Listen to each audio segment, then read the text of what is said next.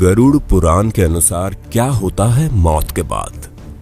मृत्यु को लेकर हर किसी के मन में सवाल होते हैं और सदियों से इंसानों ने इनके जवाब ढूंढने की कोशिश की। कई धर्म और विश्वास बने और लोग सब में कहीं ना कहीं मृत्यु के बाद आत्मा के होने का जिक्र करते हैं और स्वर्ग नर्क की बातें होती है।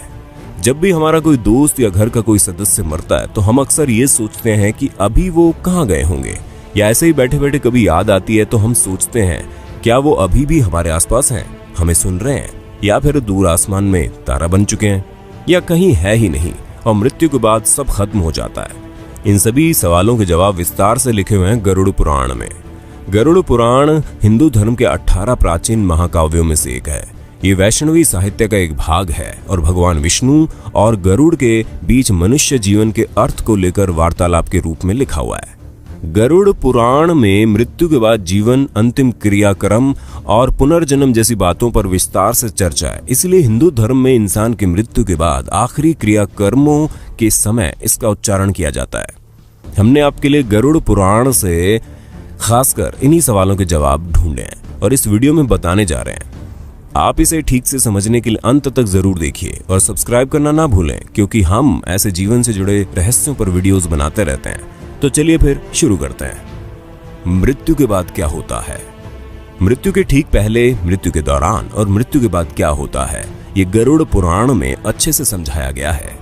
जब एकदम से कोई इंसान की मृत्यु होती है तो हमारा रिश्ता एकदम से टूट जाता है और अक्सर ये कामना करते हैं कि क्या उनसे फिर कभी मिलना होगा या बात हो पाएगी।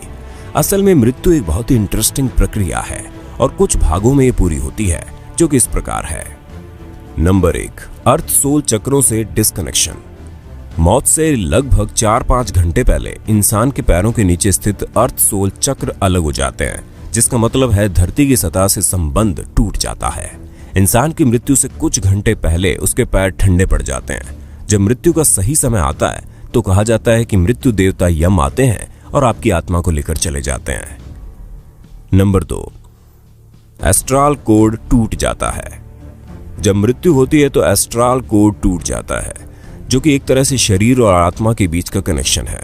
इस कोड के कटने से आत्मा शरीर से मुक्त हो जाती है और शरीर से बाहर और ऊपर निकल जाती है। अगर इतने लंबे समय तक शरीर में बने रहने की वजह से आत्मा को उसे छोड़ने में मुश्किल आती है तो वो छोड़ने से मना करती है। वो शरीर से निकलकर वापस घुस जाती है और इधर उधर गति करती है। हमें ये मरने के बाद चेहरे, हाथ या पैरों के मामूली हिलने से पता चलता है। जैसे हमारे लिए किसी की मृत्यु को स्वीकार करना मुश्किल होता है, वैसे ही आत्मा भी शरीर की मृत्यु को मानने से इनकार कर देती है और तब भी जिंदा रहने का एहसास रहता है। लेकिन एस्ट्रल कोड टूटने से ये शरीर से अलग हो चुकी होती है और वो वहां नहीं रह सकती। उसे शरीर से निकलकर ऊपर की तरफ जाना ही होता है, क्योंकि कोई चुंबकीय बल होता है जो उसे ऊपर की तरफ खींचता है। नंबर 3, भौतिक शरीर का अंत। इस चरण में आत्मा को उस कमरे में मौजूद लोगों के विचार एक शोर की तरह सुनाई देते हैं, वो चाहे उसके घर वाले हों या कोई भी। आत्मा उन सब से बात करने की कोशिश करती है और चिल्ला चिल्ला कर कहती है कि मैं भी मरा नहीं हूं, लेकिन उसे कोई नहीं सुन सकता। धीरे धीरे आत्मा को एहसास होता है कि वो शरीर मर चुका है और वापसी का कोई तरीका नहीं है। इस चरण में आत्मा लगभग 12 फीट या कहो कि छत की ऊंचाई पर तैर रही होती है और आसपास हो रहा सब कुछ सुनती और देखती है। नंबर 4, शरीर से छुटकारा। जब अंतिम क्रियाक्रम हो जाता है तो आत्मा मान लेती है कि उसका इस धरती पर रहने का माध्यम खत्म हो चुका है और वह शरीर जो उसने इतने सालों तक अपना रखा था अब पंच तत्वों में लीन हो चुका है। आत्मा तब एकदम आजादी महसूस करती है और शरीर में रहते समय जो भी सीमाएं और रुकावटें थी वो अब खत्म हो चुकी हैं और आत्मा बस सोचने से ही कहीं भी आ जा सकती है। 7 दिन तक आत्मा अपने शरीर के साथ रहते समय की पसंद की जगहों पर घूमती रहती है, जैसे कि उसका सबसे पसंदीदा कैफे, बगीचे में सुबह की सैर, ऑफिस वगैरह। अगर आत्मा धन दौलत से बहुत लगाव महसूस करती है तो वो तिजोरी के पास भी रहेगी। अगर बच्चों से बहुत लगाव हो तो बच्चों के पास रहेगी और उन्हें प्यार करेगी। 7 दिन बाद आत्मा अपने परिवार और धरती को अलविदा कहती है, इस धरती से दूर होने लगती है और दूसरी दुनिया में प्रवेश करती है। नंबर 5, सुरंग। कहते हैं कि एक बड़ी सी सुरंग होती है जो आत्मा को एस्ट्रल प्लेन तक पहुंचने से पहले पार करनी होती है और इसलिए कहा जाता है कि मृत्यु के बाद के 12 दिन बहुत महत्वपूर्ण होते हैं। हमें सारे अंतिम संस्कार और रीति रिवाज ठीक से करने होते हैं और प्रार्थना करनी होती है। हमें आत्मा से क्षमा याचना मांगनी पड़ती है ताकि वो अपने साथ कोई भी नकारात्मक भाव जैसे कि दुख, क्रोध या नफरत अपने साथ न ले जाए। कम से कम उसके परिवार और नजदीकी रिश्तेदारों को यही करना चाहिए। ये सारे रीति रिवाज, प्रार्थनाएं, सकारात्मक ऊर्जा आत्मा के लिए भोजन का काम करती है और उसे आगे की यात्रा में मदद करती है। उस सुरंग के अंत में बहुत तेज रोशनी होती है जो ये दर्शाती है कि वो एस्ट्रल वर्ल्ड में प्रवेश कर रही है।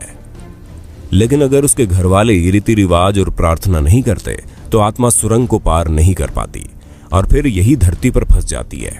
वो ना तो एस्ट्रल प्लेन तक पहुंच पाती है और ना ही धरती पर कोई शरीर में होती है, इसलिए धरती पर ही भटकती रहती है।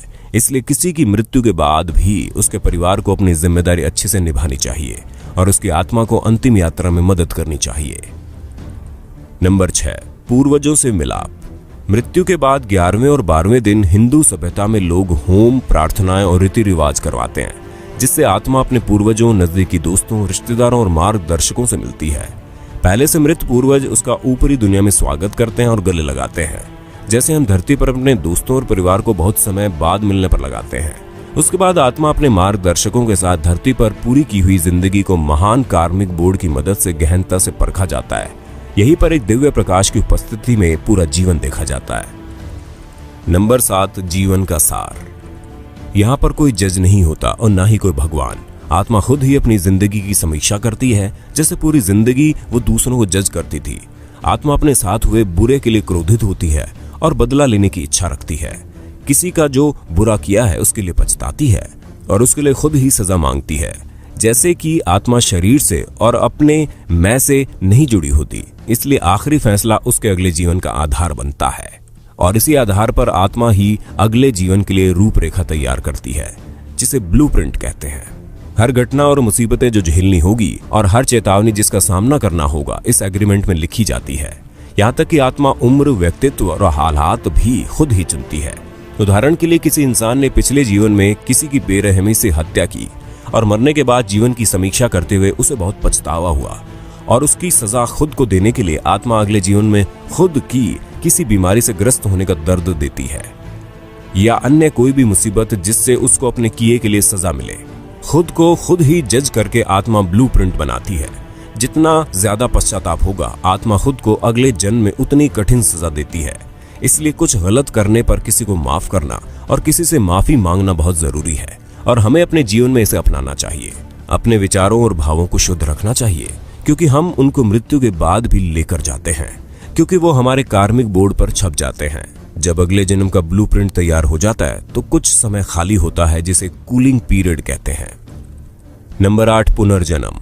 एग्रीमेंट में हमने जो चुना है हम उसी हिसाब से जन्म लेते हैं। हम खुद ही अपने माता पिता चुनते हैं और माँ के गर्भ में या तो एग फॉर्मेशन के समय या चौथे 5वें महीने में प्रवेश कर जाते हैं, कभी कभी तो जन्म से एकदम पहले भी। ये ब्रह्मांड इसी तरह से डिजाइन किया गया है और हमारे जन्म के स्थान और समय से हमारी कुंडली बनती है, जो कि जिंदगी का ब्लूप्रिंट होती है। कभी कभी हमें लगता है कि हमारी किस्मत खराब है और हमारे ग्रहों में दोष है, लेकिन असल में वो बस आपके ही एग्रीमेंट का हिस्सा है। दोबारा जन्म के बाद अगर 40 दिन तक बच्चे को अपना पिछला जन्म याद रहता है और वो उसे याद करके अकेला होते हुए भी रोता है और हंसता है, उसके बाद पिछले जन्म की सारी याददाश्त चली जाती है और हम जिंदगी ऐसे जीते हैं जैसे हम पहले कभी थे ही नहीं। तो ये है जीवन और मृत्यु का सार, जैसे कि गरुड़ पुराण में लिखा है। अगली बार जब किसी दुख या समस्या के लिए भगवान या किस्मत को दोष दो तो याद रखना ये सब आपने ही चुना है और आपको ये स्वीकार करके उनका हिम्मत से सामना करना चाहिए और अगले जन्म में अच्छा हो सके उसके लिए अच्छे कर्म करें, सबसे प्यार से पेश आए। आपके घर वाले, दोस्त या हर कोई जो भी जीवन में आता है वो बस अपना किरदार निभा रहे हैं उस फिल्म में जो आपने ही लिखी है और डायरेक्ट भी की है। इसलिए हम कभी मरते नहीं हैं, ये सफर चलता रहता है और हम दोबारा मिले, इसके बीच में एक लंबा ब्रेक हो सकता है और कुछ नहीं।